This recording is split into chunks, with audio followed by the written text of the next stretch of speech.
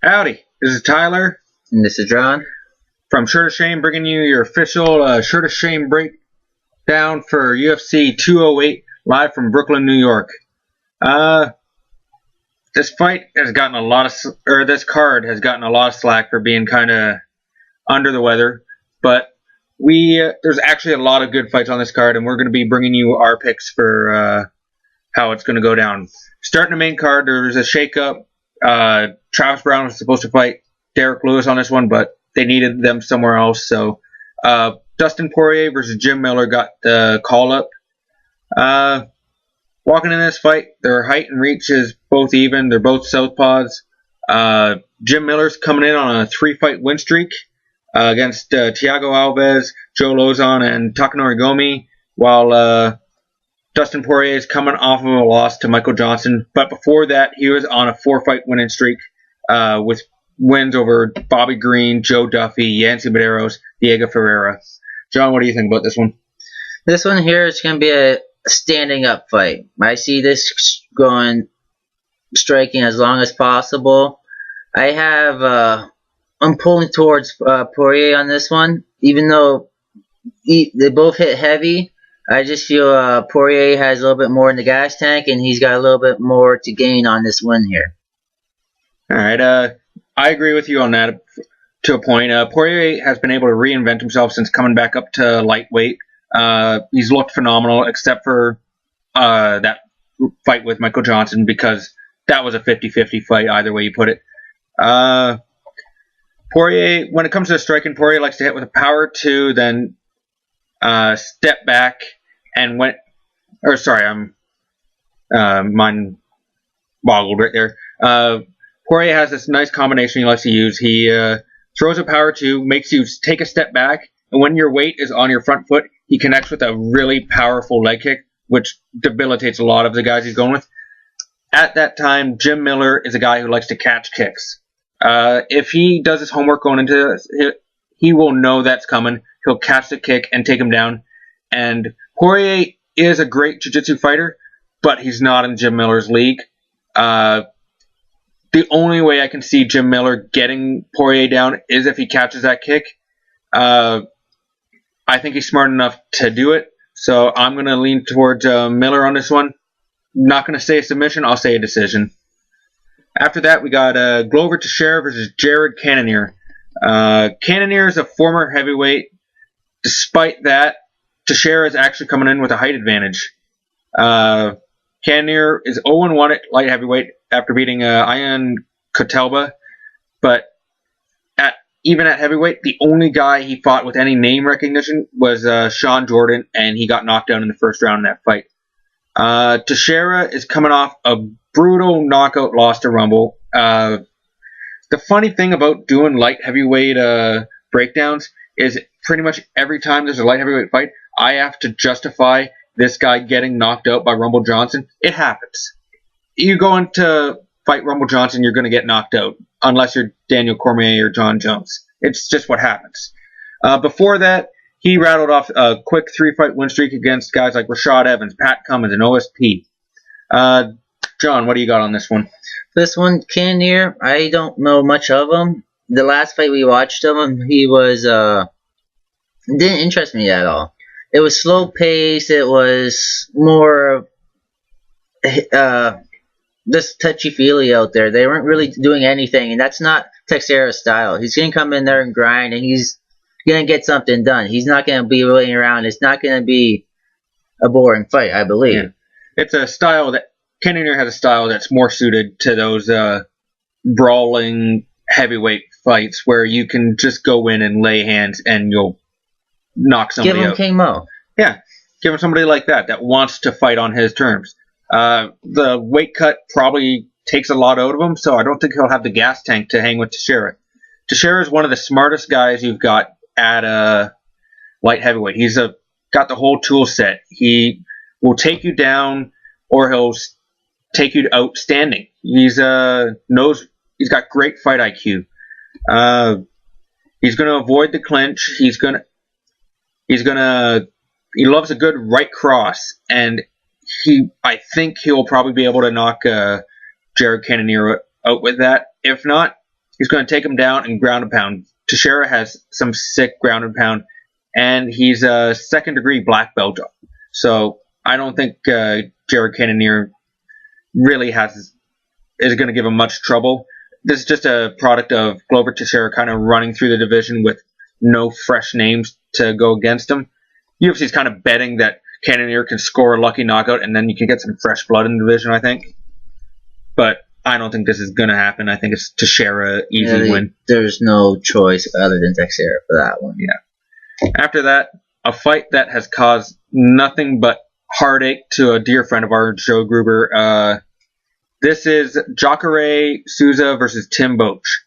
It's same situation as Teixeira. They just need a name for Souza to fight, and Boetsch is just wrong place, wrong time, I think. What do you think about this one? This one here, it's me.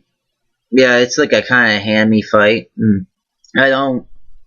For Boetsch to win, I see it's more of a lucky punch for him, a lucky strike. Souza is just so much, in all his areas, is so much better. He can do his stand, he can be on the ground. And Boetsch, I think he's just, it's going to be a lucky hit for him. I think he's just going to be outclassed in every style for this one here. I very much agree with you.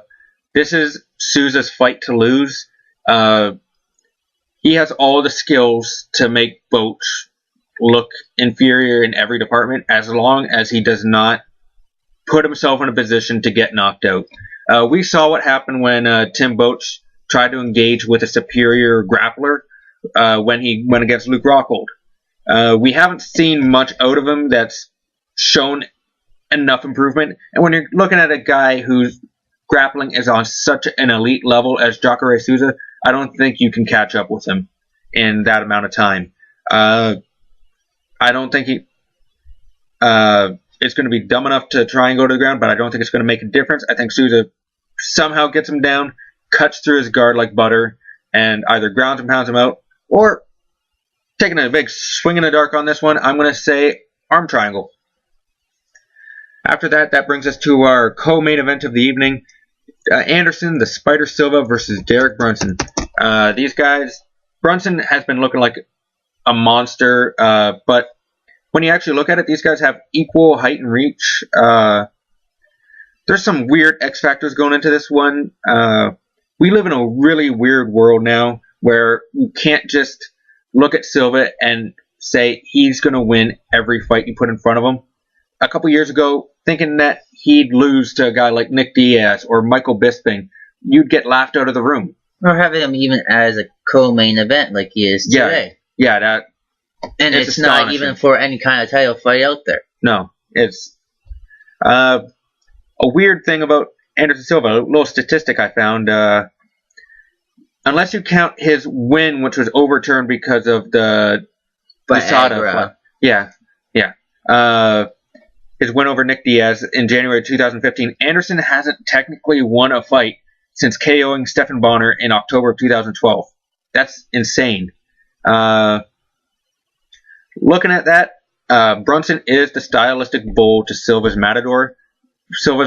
Brunson might just run at him, and we saw what happened when Forrest Griffin did that, when Stephan Bonner tried that, and Silva just needs one punch and right on the chin and could knock him out. Well, Brunson's last fight when he fought against Whitaker, we all thought he ended up winning it, but when we watched it, we realized he actually had lost it. But the whole time he was fighting, he was head down, punching straight out, and coming at Silva in that way is just completely stupid. Silva can easily just step aside, easy uppercut would take on that way he was fighting Whitaker.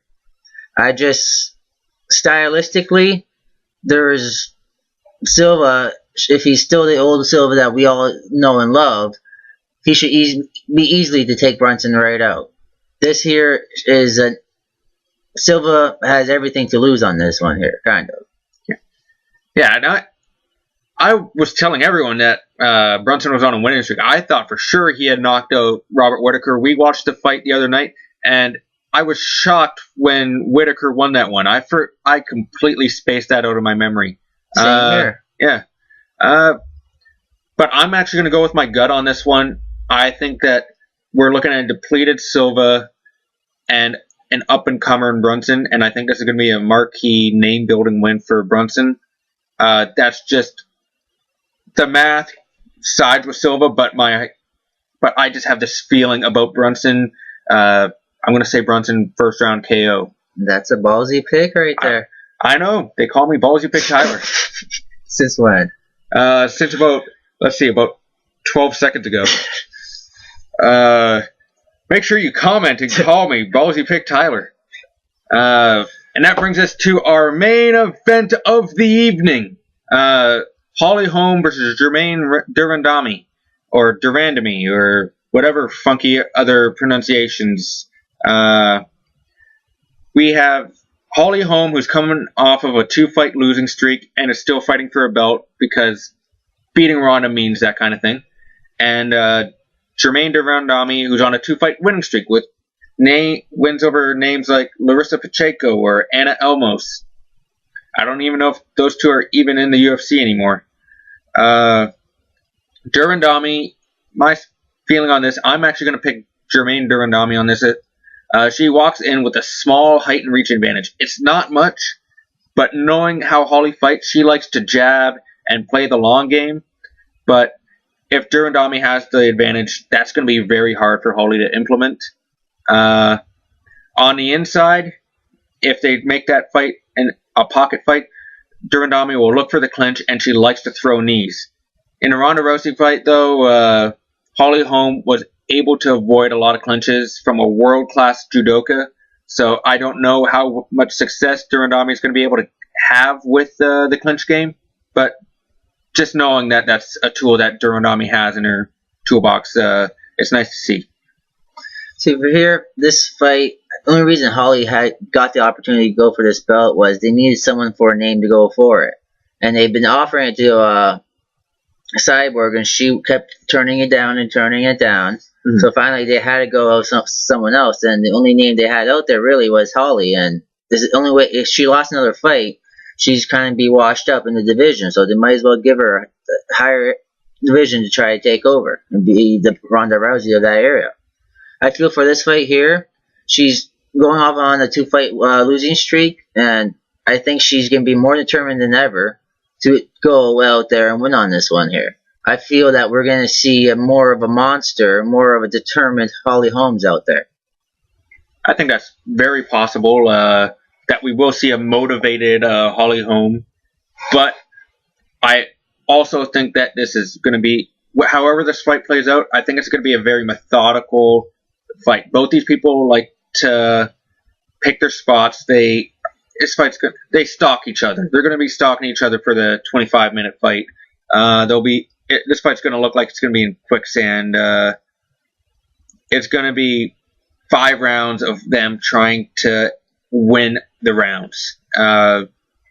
It's not going to be your fight of the year, but if you're looking at technical efficiency, these are 2 of the best strikers in the UFC. Any other thoughts on this card before we sign off? I believe that would be all for this card. All right. Hopefully we'll see you at UFC 209. John, I hope to see you in the breakdown videos. It's nice having you back. Yep. I'm so lonely. This is Tyler and John signing off.